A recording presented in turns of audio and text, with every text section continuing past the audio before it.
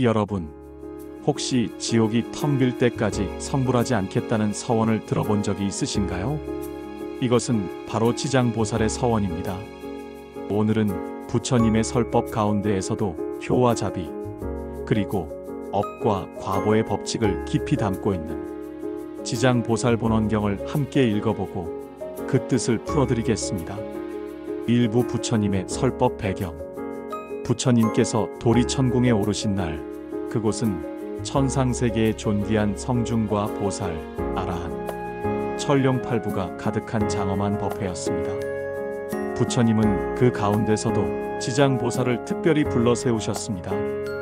지장보살은 무량겁 전부터 끝없는 서원을 세우신 분입니다.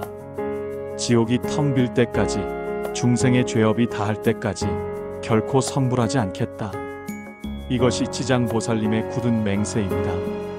그는 단 한 생이 아니라 셀 수 없는 생애 동안 부처, 보살, 스님, 제가자, 여인 등 다양한 모습으로 나타나셨습니다. 고통받는 중생 곁에 언제나 머무르셨습니다. 심지어 가장 어두운 지옥 세계마저 서슴지 않고 찾아가셨습니다. 칼과 불 속에서 허덕이는 중생에게 참회의 길과 해탈의 문을 열어주셨습니다. 부처님께서는 이러한 지장보살님의 원력을 크게 찬탄하셨습니다. 그리고 모든 대중에게 그의 가르침을 믿고 실천할 것을 당부하셨습니다. 그날 법회에 모인 성중들은 지장보살님의 서원과 자비에 깊이 감동했습니다. 그리고 자신들 또한 중생제도의 길에 동참하리라 발언하였습니다. 포인트 1. 지장보살의 서원은 자비의 극치입니다. 자신의 해탈보다 중생 구제를 먼저 하겠다는 발심은 불교 보살행의 본보기입니다. 2부 지장보살의 서원과 교화. 지장보살님은 중생을 교화하실 때 모든 모습으로 나타나십니다. 때로는 부처님의 존귀한 모습으로, 때로는 수행 깊은 스님의 모습으로, 또 때로는 덕망 있는 장자의 모습으로, 심지어 평범한 여성이나 어린아이의 모습으로 나타나십니다.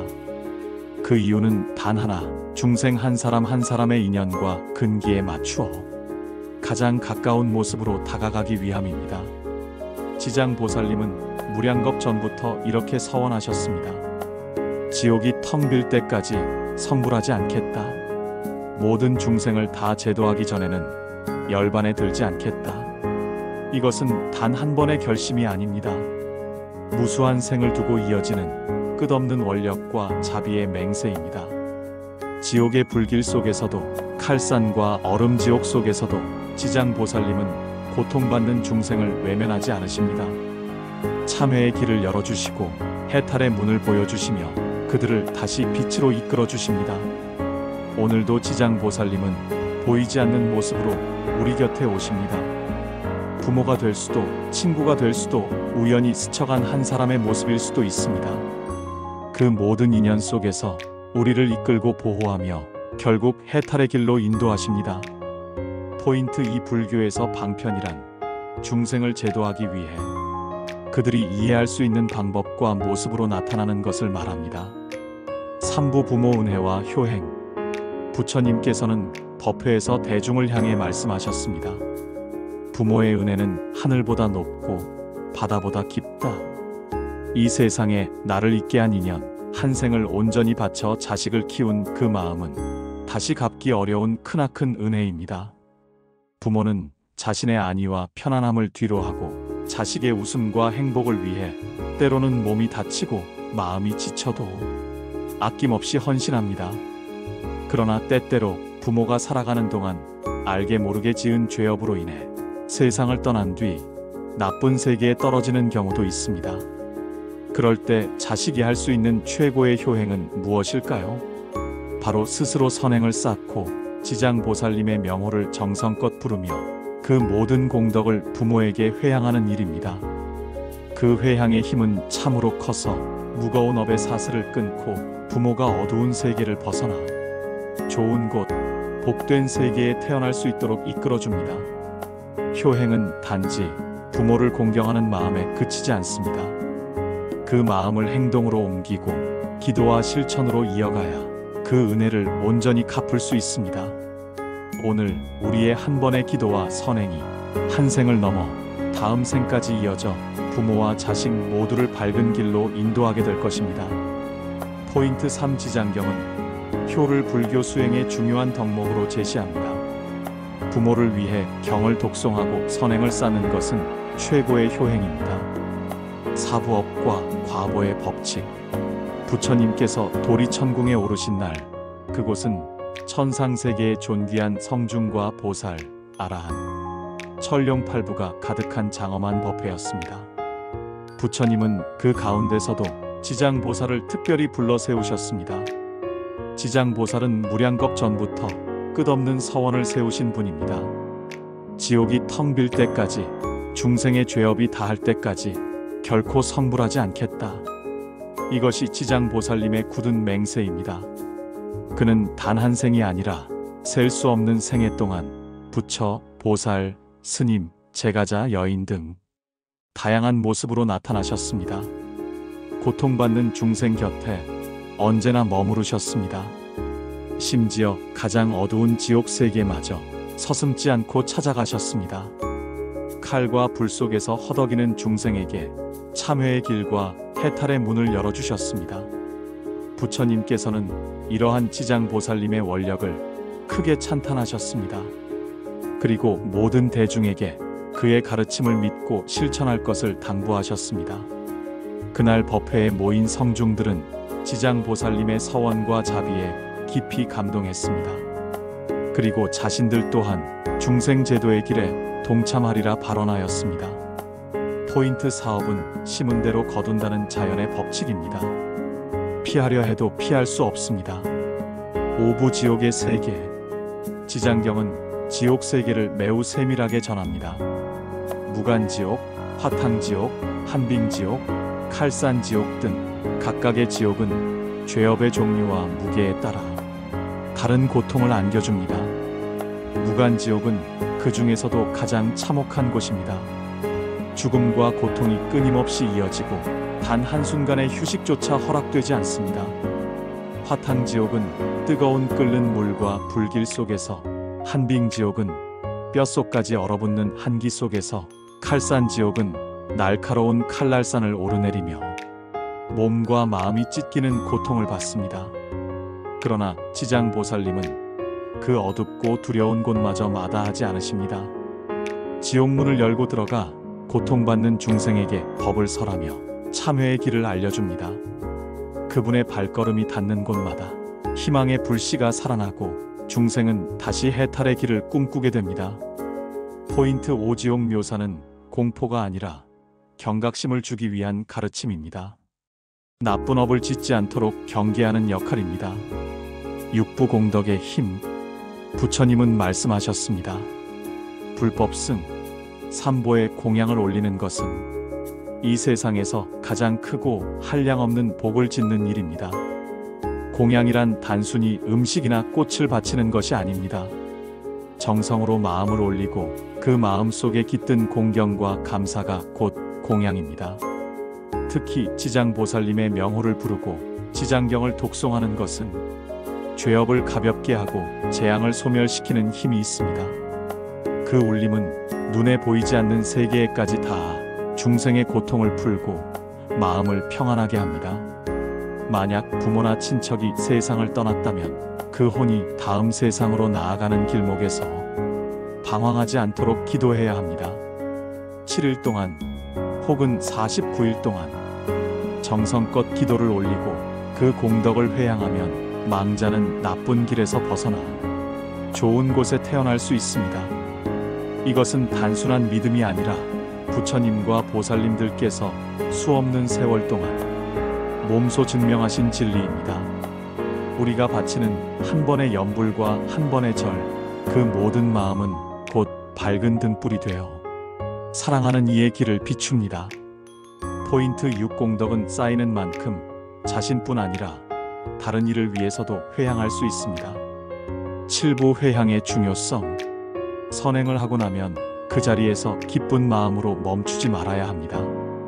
그 공덕을 그대로 내 마음에만 머물게 하면 복은 언젠가 다하고 말지만 그 복을 다른 이들에게 나누면 그 힘은 끝없이 자라납니다. 이것을 회향이라고 부릅니다. 회향이란 내가 쌓은 복을 나만의 것이 아니라 모든 중생과 함께하는 것으로 돌리는 것입니다. 회향의 마음은 이렇습니다. 이 복이 나로 인해 그치지 않고 모든 중생에게 미쳐 모두가 고통을 벗어나길 바란다. 이렇게 발언하면 공덕은 한 곳에 머무르지 않고 물결처럼 넓게 퍼져나갑니다. 부처님은 말씀하셨습니다. 회향은 복을 끊기지 않게 하는 지혜이며 또 다른 선행을 부르는 인연입니다. 오늘 내가 베푼 작은 도움, 기도 속에 담은 한 줄의 염원, 그 모든 것을 세상과 나누어 보십시오. 그 순간 복은 나를 넘어 가까운 이와 먼 이, 그리고 보이지 않는 세계의 중생에게까지 전해집니다. 그 복이 다시 나에게 돌아올 때 이미 더 크고 깊은 인연이 되어 다시 세상을 밝히게 될 것입니다. 포인트 7회향은 복을 순환시키는 지혜입니다. 팔부 부처님의 당부. 부처님은 법회에 모인 모든 대중을 둘러보시며 차분하고도 깊은 음성으로 당부하셨습니다. 지장보살님을 신심으로 의지하라.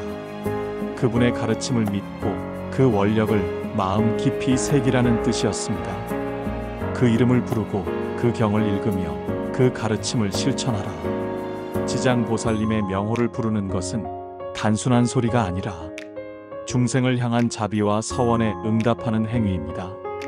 경을 읽는 것은 글자를 눈으로만 따라가는 것이 아니라 그 뜻을 마음에 새기고 삶 속에 옮기는 수행입니다. 그 가르침을 실천하는 것은 남을 해치지 않고 선을 행하며 고통받는 이를 돕는 모든 행동입니다. 부처님은 말씀하셨습니다. 이것이 곧 나를 친견하는 것과 같다. 지장보살님을 향한 믿음과 실천이 곧 부처님을 만나는 길이며 부처님의 마음과 하나 되는 길이기 때문입니다. 그러니 오늘도 그 이름을 부르고 그 뜻을 따르며 중생을 위한 발걸음을 멈추지 말아야 합니다. 포인트 8 경전 독송은 단순한 읽기가 아니라 마음에 새기는 수행입니다. 결론. 지장보살본원경은 우리에게 깊고도 단순한 진리를 전합니다. 부모를 공경하고 모든 중생을 자식처럼 품는 마음, 그리고 하루하루 선한 업을 짓고 그 공덕을 세상과 나누며 다시는 악업을 만들지 않는 삶이 곧 해탈로 향하는 길임을 알려줍니다. 지장보살님은 무량한 세월 동안 어두운 지옥에서부터 이 세상에 고통받는 모든 곳까지 중생이 있는 곳이라면 어디든지 발걸음을 멈추지 않으셨습니다. 그 원력은 하늘과 땅을 덮고도 남으며 그 자비는 바다와 같이 한계가 없습니다. 우리가 그 이름을 부를 때마다 그 뜻을 마음에 새길 때마다 보이지 않는 곳에서 보살님은 우리의 짐을 나누어 지고 계십니다. 죄업의 무게를 조금이라도 덜어주고 참회의 길과 희망의 문을 보여주십니다. 그러나 경전은 이렇게도 말합니다. 보살의 원력에 의지하되 스스로도 업을 짓지 말라. 지장보살님의 자비는 무한하지만 그 자비를 온전히 받기 위해서는 우리 스스로도 발심하여 선행을 닦아야 합니다. 효행은 그 첫걸음입니다. 부모의 은혜를 기억하고 그 사랑에 감사하며 그 공덕을 회양하는 것, 이것이 곧 불교에서 말하는 최고의 효입니다. 그 다음은 자비입니다. 가까운 이뿐 아니라 나와 인연 없는 사람들, 심지어 나를 미워하는 이들까지도 연민의 눈으로 바라보고 해치지 않으며 돕고 품어야 합니다. 그리고 선업을 닦는 일입니다. 마음을 맑히고 말을 바르게 하며 몸으로는 이익과 평화를 주는 행위를 선택하는 것입니다. 이렇게 쌓인 복덕은 반드시 나와 이웃의 삶을 변화시킵니다. 마지막으로 회향입니다. 나 혼자만의 복으로 머무르게 하지 않고 그 복을 모든 중생과 나누는 것입니다.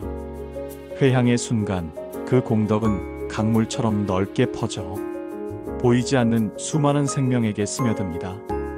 이 모든 것이 모여 우리가 지은 업을 서서히 소멸시키고 결국 생사윤회의 사슬에서 벗어나게 합니다. 지장보살님은 오늘도 우리 곁에서 때로는 부모로, 때로는 스승으로, 때로는 길에서 스쳐가는 낯선 이의 모습으로 우리에게 신호를 보내고 계십니다.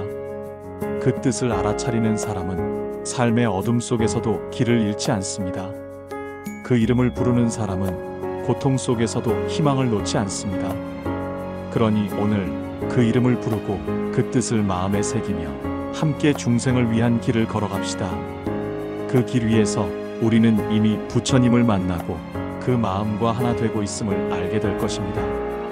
이 글을 읽고 공감하셨다면 구독과 좋아요 부탁합니다.